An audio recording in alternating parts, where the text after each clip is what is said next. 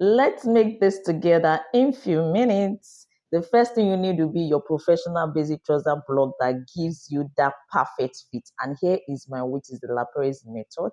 The second thing will be to determine the length of your shorts. Then we're going ahead to transfer out each of the blocks.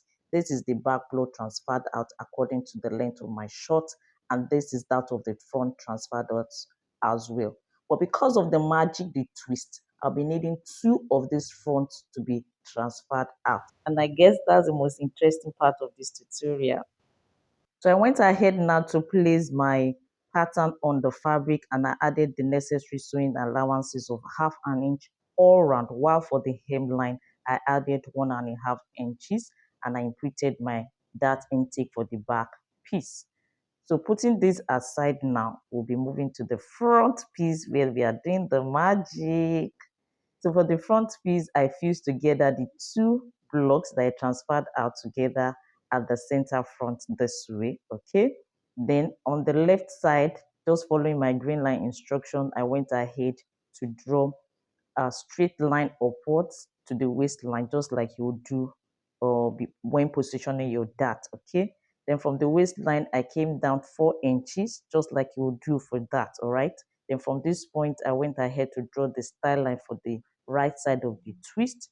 Then from this same point, I came down about 2 inches, and that's the point the two sides of the twist will be intersecting, all right? So from here, I also went ahead to corner with the side seam. But here from hemline, I measured 2 inches upward because the twist is not the same length as the main shot, all right? So from this point, I did that of the left side to drawing the style line for the upper part and also the style line for the lower part, measuring 2 inches away from the hemline. Then I connected back to the point of intersection this way, all right?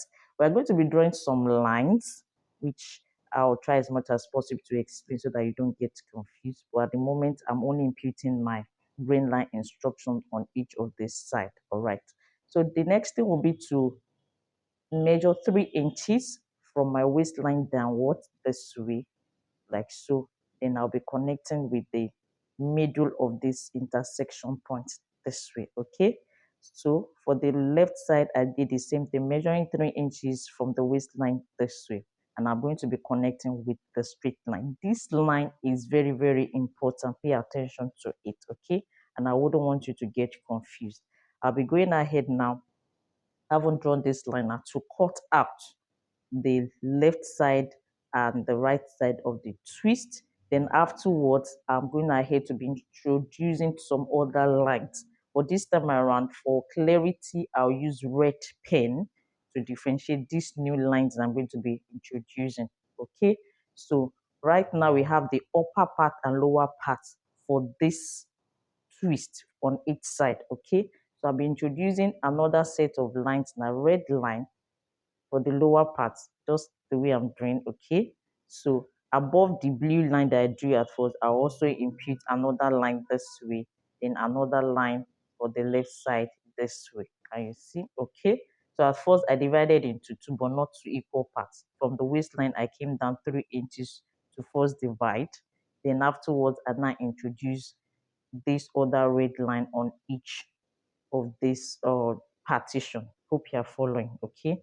Then I did where to label properly my side seam 1, side seam 2. Do you understand? Okay. So at first I'll be following the initial blue line that I imputed, and I'll separate to have upper and lower part. Then following the new red line, this time I'm not going to be separating. I'm not going to be cutting it through. That's what I meant. Okay. But the first initial blue line, I cut the pattern through. Okay. So let's quickly work on this side to be very, very clear about what we are doing, okay? Now, I'll be bringing the upper part to face the lower part while I spread open. Let me take it again. This was what we had.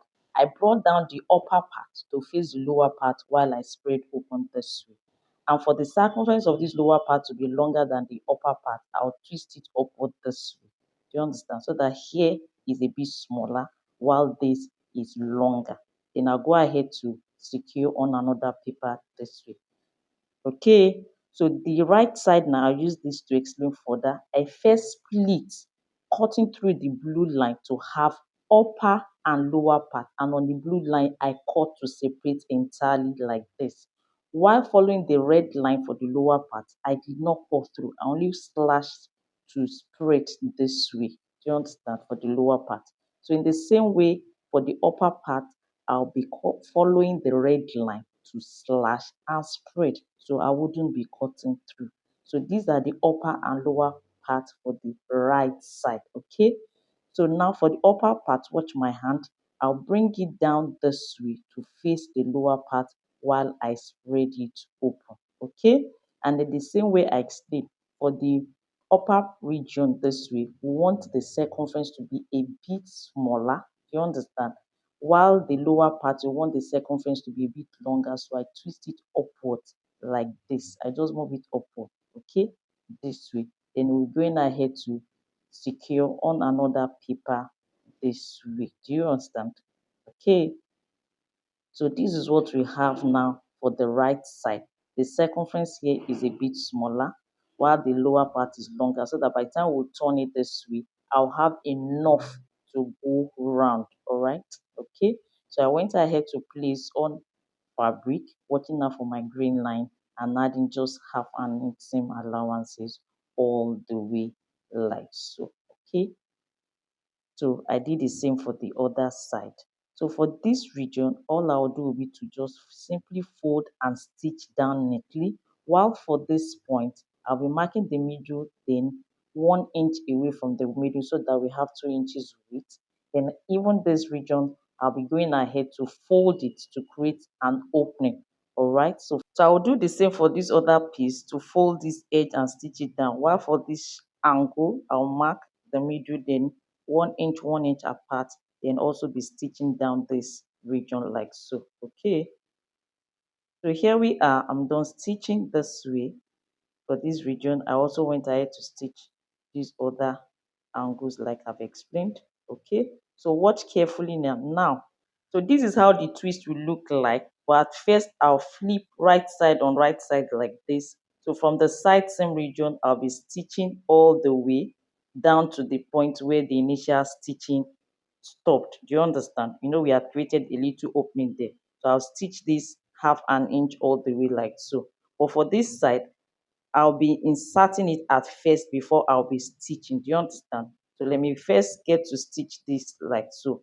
Okay, so having stitched, this is the opening that we first created, and you see like this. All right, so it is through this now I'll have to pass through the left side, the smaller piece this way. Okay, then will take my time to arrange it very well. Okay, so once I'm sure, then I'll flip this together right side to right side. Then I'll also be stitching just like I did the right side from the side seam region to where the initial stitching actually ended. Do you understand? Okay, so with this, we have successfully intersected the two pieces, and this has given us the twist. Do you understand? So this is just what we have.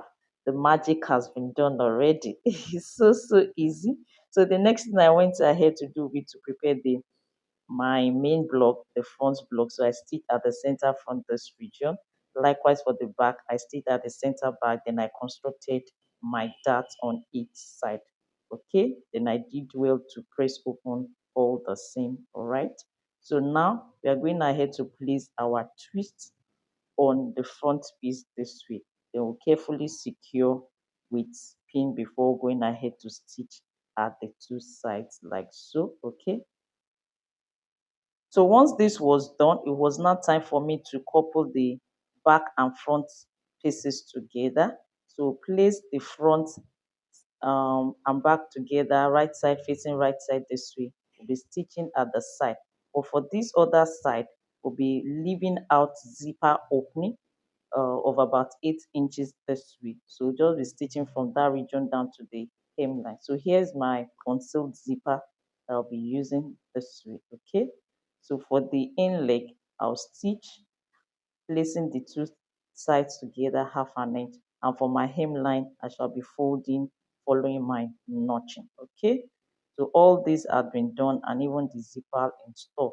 But for the zipper, I had to first install my waistband because the zipper will be getting to the waistband region. Okay, so I first install the waistband before installing the zipper this way. All right, so with this now I'm good to go now to finish up my waistband, folding it downward and not stitching it.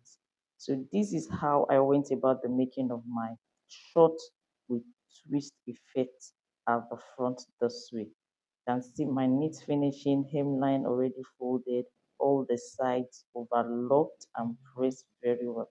Okay, so with this our short is ready and it's giving. Kindly do well at this point to like this video so that the YouTube algorithm will be able to show this video to more people, and that's a way of supporting my channel.